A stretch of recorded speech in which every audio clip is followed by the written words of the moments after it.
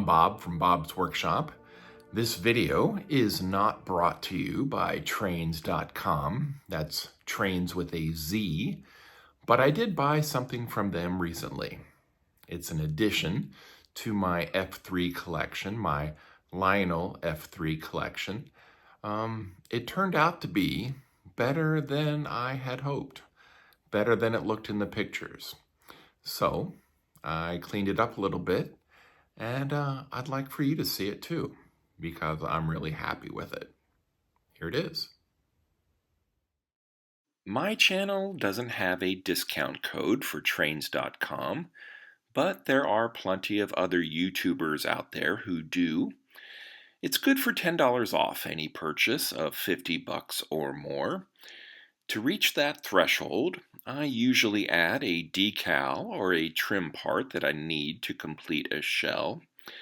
The discount comes close to covering shipping and sales tax, which leaves me with a Lionel F-3 dummy unit for about $45.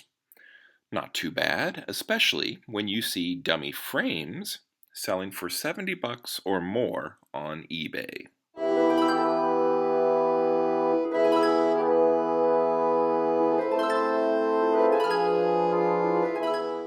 Unfortunately, I won't be able to do much with the box, but the insert is still nice to have. The train was shipped without a protective plastic bag over it, but luckily for me, none of the paint was affected from rubbing against the styrofoam. It's pretty dusty, but the shell is looking kinda awesome.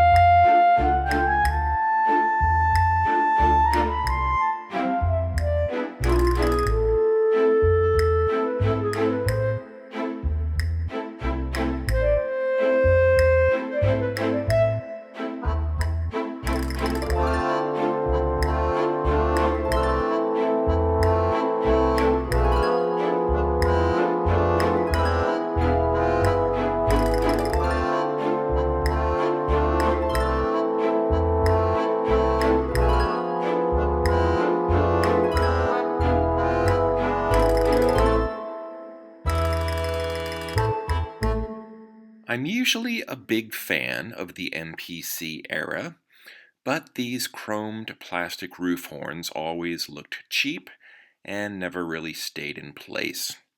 One is gone completely, and the other broke as I tried to remove it. So when this goes back together, I'll be upgrading them to metal roof horns instead.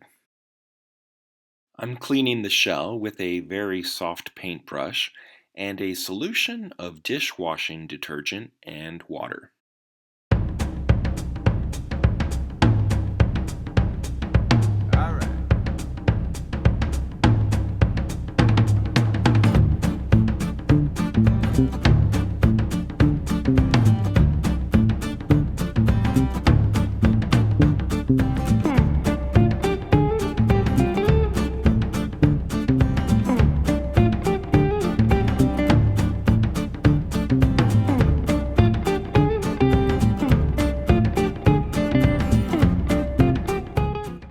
So I'm not really sure if the video is doing this shell justice with its condition.